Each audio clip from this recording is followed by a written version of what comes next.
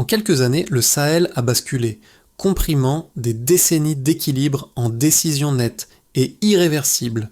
Expulsion de troupes, réorganisation des partenariats, révision de contrats miniers, l'avant et l'après ne se superposent plus, et l'onde de choc dépasse Ouagadougou, Bamako et Niamey. Que doit en conclure celui qui observe quand Ibrahim Traoré devient le visage d'une rupture qui oblige Paris, Washington, Moscou et Pékin à recalculer leurs leviers? Derrière l'encerclement discret, une question demeure. Tenir assez longtemps pour imposer une voie nouvelle. Cette histoire ne se limite pas à un bras de fer symbolique. Elle décrit une mécanique de pression par couche qui combine sécurité, finance et diplomatie autour de 3 États décidés à tenir. Comprendre l'encerclement aide à lire les prochains tournants sans illusion. Dans ce cadre, la promesse est simple. Suivre, étape par étape, comment un retrait militaire peut devenir un repositionnement, puis un anneau de surveillance et d'options de déploiement au-delà des frontières, tout en restant officiellement présenté comme coopération. L'enjeu, lui, dépasse la région. Si le pari de souveraineté résiste, il devient un précédent. S'il cède, il renforce l'idée que l'ordre ancien ramène toujours les dissidents dans le pli. Ce qui rend le moment instable, c'est aussi sa négation.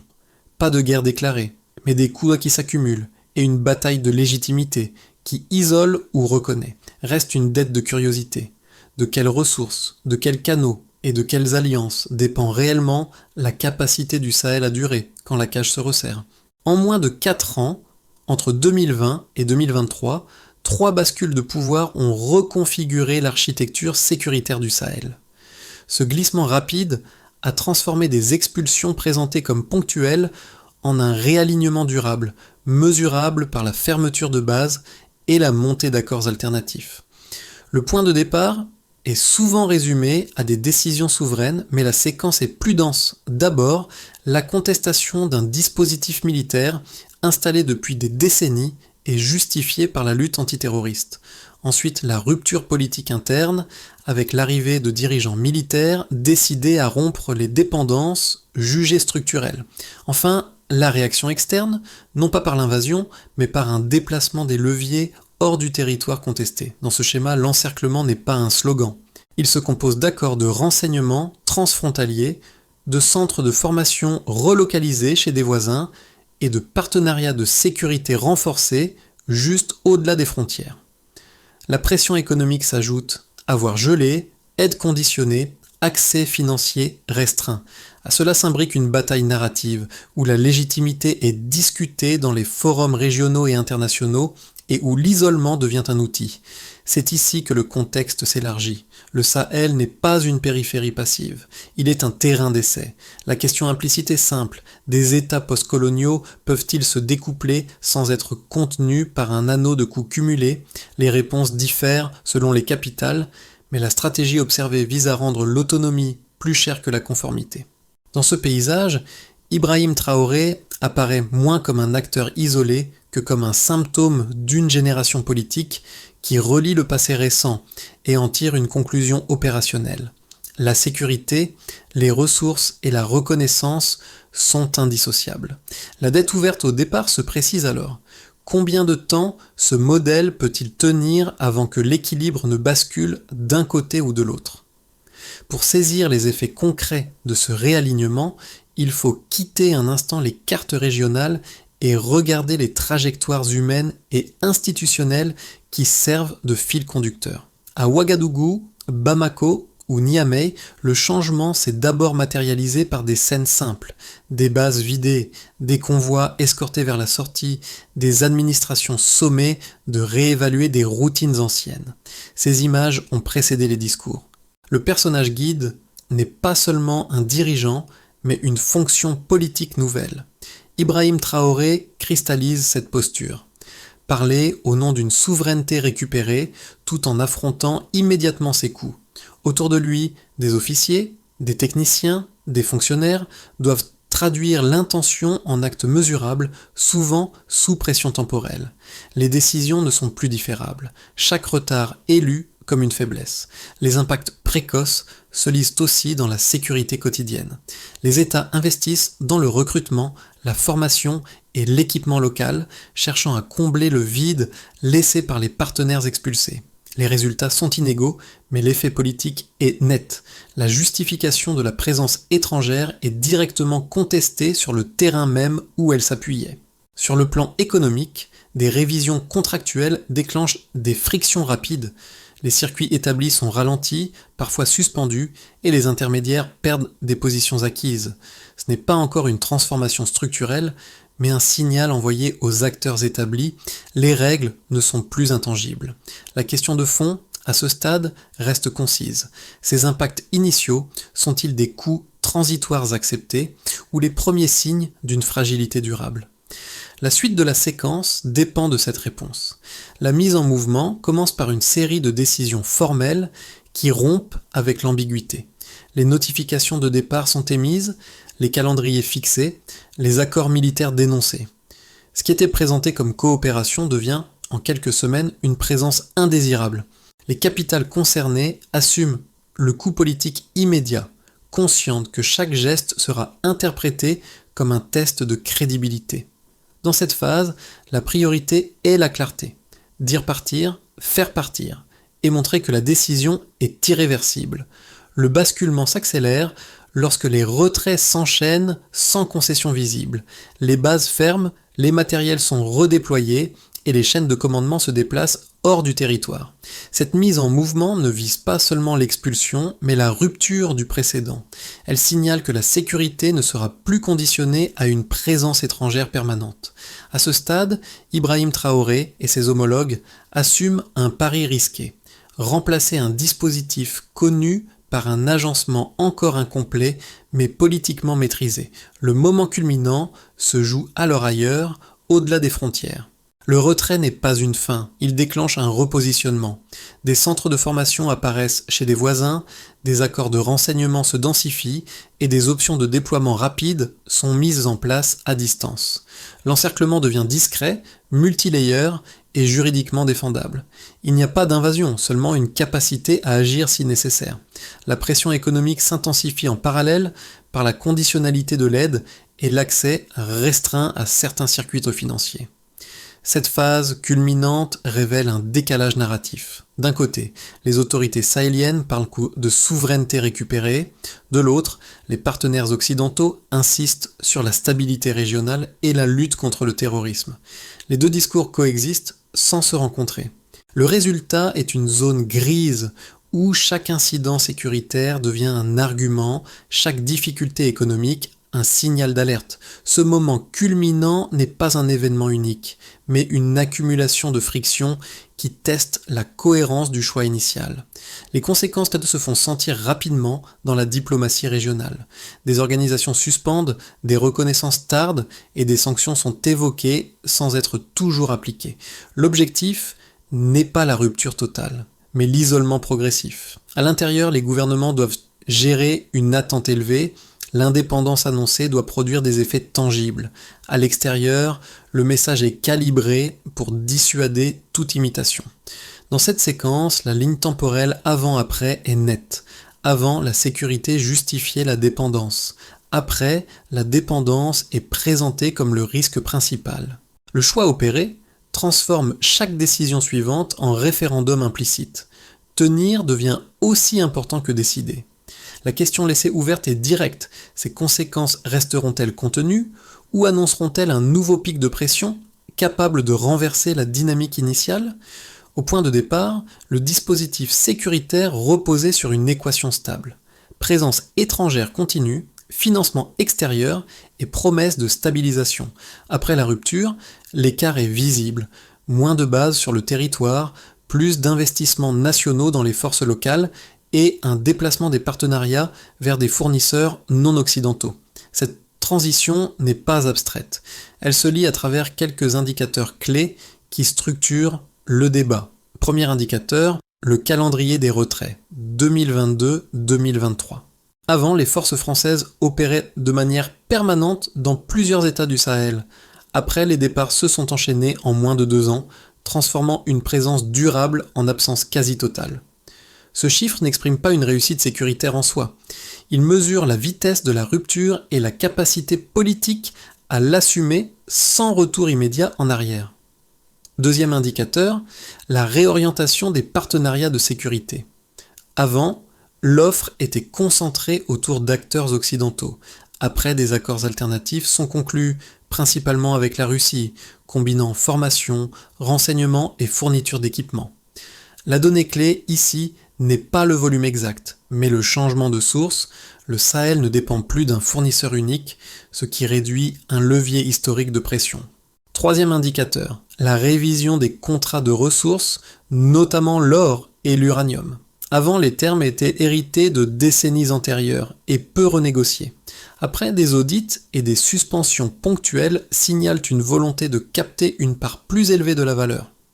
Cette mesure n'augmente pas immédiatement les recettes, mais elle modifie les anticipations des acteurs et reconfigure les flux futurs. Pris ensemble, ces indicateurs dessinent une trajectoire plutôt qu'un résultat. Ils montrent que la souveraineté revendiquée se traduit par des choix coûteux à court terme, mais structurants à moyen terme. La fragilité demeure.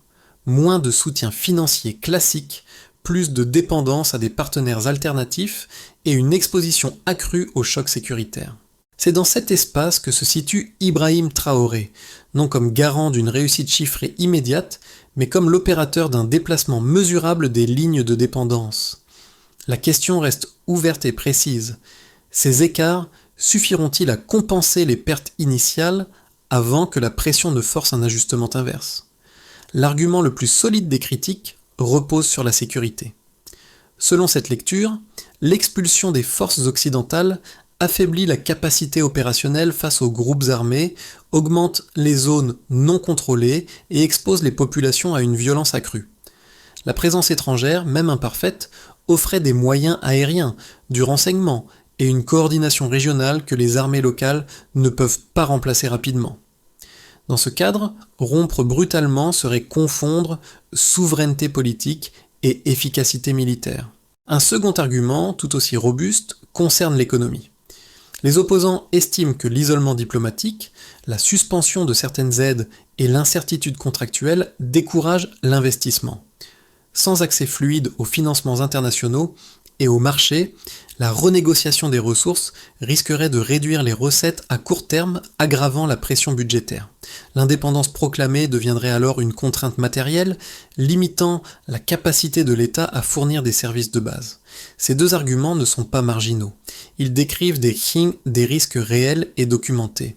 La réponse sahélienne ne consiste pourtant pas à les nier, mais à les déplacer. Sur la sécurité, le pari est celui d'une substitution progressive. Investir dans le recrutement, la formation et l'équipement locaux, tout en diversifiant les partenaires pour éviter une dépendance unique. Le raisonnement n'affirme pas une amélioration immédiate, mais une reprise du contrôle des priorités et des chaînes de décision. Sur l'économie, la réplique s'appuie sur la temporalité. Les coûts initiaux sont assumés comme le prix d'une révision des termes. Les audits, suspensions et renégociations n'ont pas vocation à fermer l'accès aux capitaux, mais à modifier les attentes et à rééquilibrer la valeur captée. À moyen terme, l'objectif est de remplacer la dépendance conditionnelle par des partenariats transactionnels moins normatifs. La ligne de fracture est donc claire, stabilité sous tutelle contre incertitude assumée. Aucun camp ne promet une trajectoire sans heurts. La divergence porte sur ce qui est jugé soutenable dans le temps, une sécurité externalisée aux résultats contestés ou une reconstruction autonome avec des coûts visibles mais maîtrisables. La question décisive n'est pas de savoir si le risque existe, mais quel risque est jugé acceptable pour transformer durablement la position du Sahel. Cette phrase marque le basculement du raisonnement.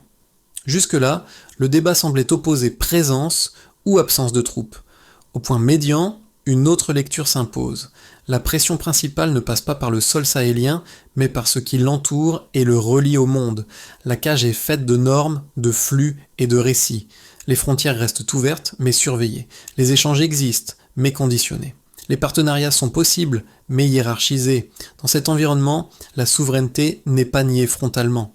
Elle est rendue coûteuse à exercer. Chaque décision interne déclenche des effets externes différés, souvent invisibles au premier regard. C'est ici qu'Ibrahim Traoré prend une dimension stratégique différente.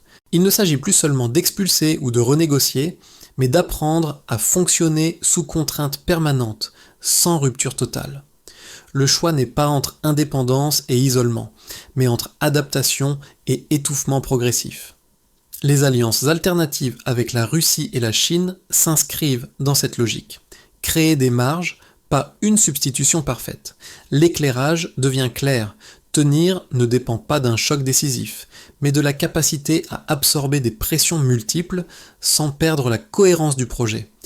La suite se joue sur les effets concrets de cette contrainte, là où les coûts deviennent visibles pour les États, les entreprises, les citoyens et l'espace régional. Pour les États, la contrainte se traduit d'abord par une gestion sous pression. Les budgets sont arbitrés dans un environnement plus étroit où chaque dépense sécuritaire a un coût d'opportunité sociale. La perte de certains financements concessionnels est compensée partiellement par des accords alternatifs, mais au prix d'une flexibilité réduite. La diplomatie devient tactique, maintenir des canaux ouverts sans céder sur le cœur du projet. Dans ce cadre, la capacité administrative est testée, car la souveraineté déclarée doit produire des décisions rapides, lisibles et soutenables. Pour les entreprises, le changement est ambivalent. Les acteurs historiquement installés voient leur position questionnée, leurs contrats audités, parfois suspendus. L'incertitude augmente à court terme, ralentissant l'investissement. En parallèle, de nouveaux entrants évaluent des opportunités dans un environnement moins normatif, mais plus transactionnel. Le signal est double.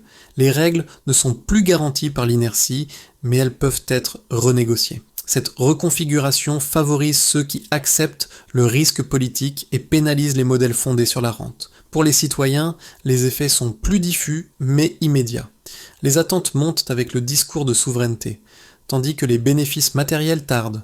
La sécurité quotidienne reste inégale selon les zones et l'accès à certains services dépend encore de soutiens extérieurs. Pourtant, un déplacement symbolique est perceptible. La responsabilité est désormais internalisée.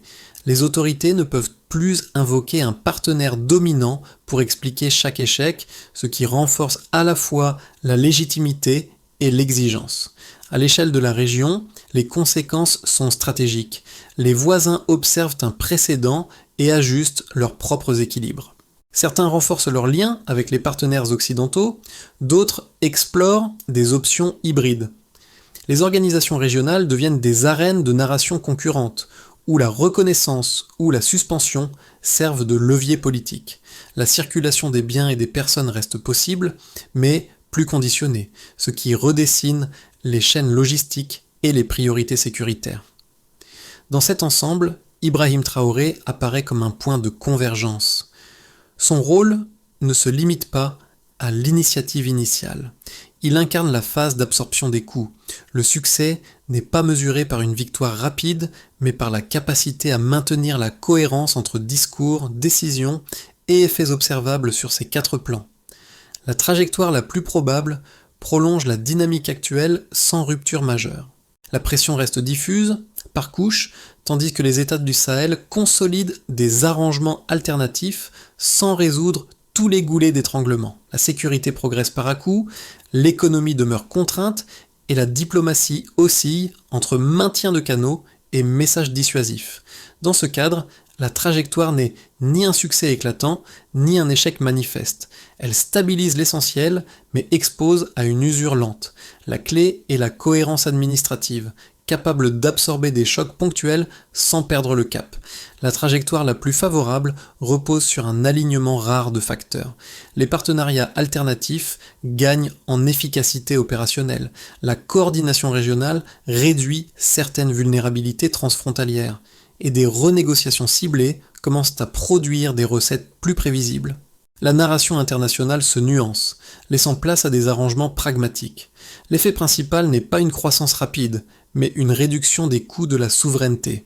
Moins d'isolement, plus de marge de manœuvre. Ce scénario exige discipline budgétaire, priorisation stricte et gestion du temps politique. La trajectoire la plus défavorable s'ouvre sur un cumul de chocs. Une dégradation sécuritaire localisée devient un argument central pour durcir la pression. Les canaux financiers se resserrent davantage, les sanctions ciblées s'étendent et l'incertitude freine durablement l'investissement. La fatigue sociale augmente, alimentée par des attentes non satisfaites. Dans cette hypothèse, la trajectoire se fragmente. Décisions défensives, concessions tactiques et perte de lisibilité stratégique. Le risque n'est pas l'effondrement immédiat, mais une réversibilité progressive sous contrainte. Une recommandation de méthode traverse les 3 scénarios. Séparer l'essentiel du négociable. L'essentiel concerne la maîtrise des priorités souveraines. Le négociable porte sur les formats, les calendriers et les instruments. Sans cette distinction, chaque concession paraît existentielle et chaque rigidité devient coûteuse. À 6-12 mois, l'enjeu n'est pas de gagner un bras de fer, mais d'installer une capacité à durer, sans dilution du projet. À ce stade, l'histoire cesse d'être abstraite et se rapproche de choix quotidiens qui concernent directement les sociétés concernées. Pour une première catégorie, celle des jeunes urbains, la séquence actuelle agit comme un miroir politique. Beaucoup voient dans la rupture un langage de dignité et de responsabilité, mais mesurent aussi l'écart entre symboles forts et opportunités concrètes. L'adhésion repose alors moins sur les résultats immédiats que sur la perception d'une direction assumée et cohérente. Pour une deuxième catégorie, les acteurs économiques locaux, la période impose des arbitrages prudents. L'incertitude réglementaire freine certains investissements, tandis que la promesse de règles renégociées ouvre des espaces d'à moyen terme. Ici, la souveraineté n'est pas idéologique, elle se traduit par la lisibilité des décisions, la prévisibilité fiscale et la capacité de l'État à tenir parole. La confiance se construit lentement par signaux répétés. Une troisième catégorie, souvent silencieuse, regroupe les communautés rurales et périphériques. Pour elles, les débats géopolitiques comptent moins que la sécurité quotidienne, l'accès aux services et la stabilité des prix. La rupture est jugée sur des effets tangibles, routes praticables, marchés ouverts, présence de l'administration.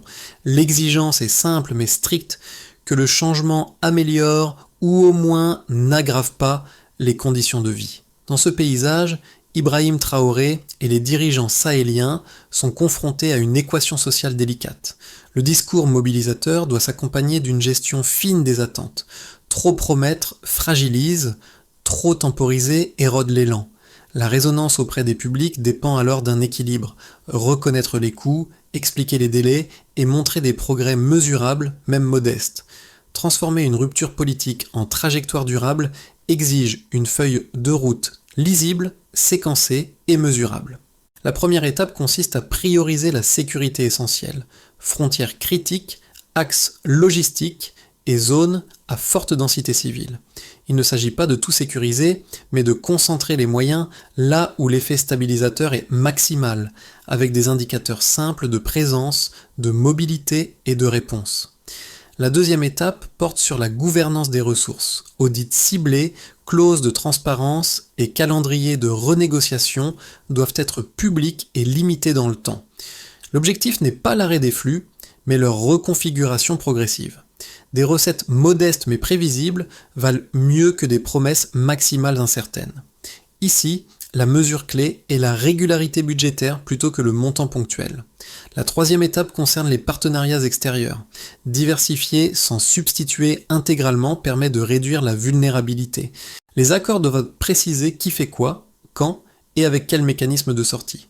La métrique n'est pas l'alignement idéologique, mais la capacité à préserver des marges d'action. Dans ce cadre, Ibrahim Traoré incarne une exigence de clarté. Pas d'ambiguïté sur les priorités, pas de dépendance unique.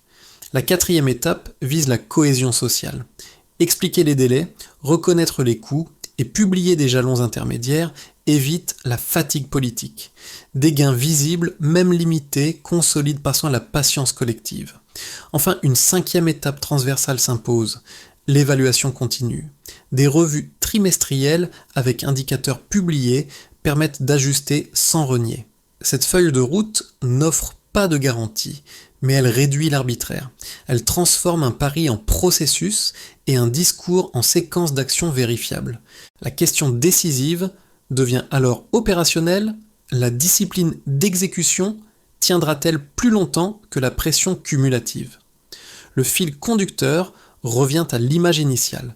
Des bases qui se vident, des contrats relus ligne par ligne et une décision répétée malgré les coups. Ce motif n'est pas héroïque, il est exigeant. Il rappelle que la souveraineté n'est pas un instant, mais une série de renoncements assumés et de choix maintenus sous contrainte. Les scènes du début, observées sur le terrain, prennent ici une autre densité. Elles étaient moins un geste de rupture qu'un engagement dans la durée. Dans cette trajectoire, Ibrahim Traoré n'apparaît ni comme un sauveur, ni comme une exception. Il incarne un moment politique où l'audace doit cohabiter avec la gestion, et où le symbole n'a de valeur que s'il résiste à l'érosion du temps. Le rappel à Thomas Sankara, souvent invoqué, agit comme un miroir sévère. L'inspiration élève, mais la répétition des erreurs guette. La mémoire sert autant d'élan que de garde-fou. Le cœur émotionnel de cette histoire tient dans une tension simple. Tenir sans se figer, négocier sans renoncer et durer sans se fermer. Chaque avancée partielle, chaque compromis calibré prolonge la possibilité d'une voie distincte. La phrase clou s'impose alors, sobre. Tenir est déjà une victoire provisoire. Reste une image finale, persistante, un choix maintenu quand l'alternative paraît plus confortable. C'est là que se joue la portée réelle du moment sahélien. Ce récit ne demande pas une adhésion immédiate, mais une attention prolongée.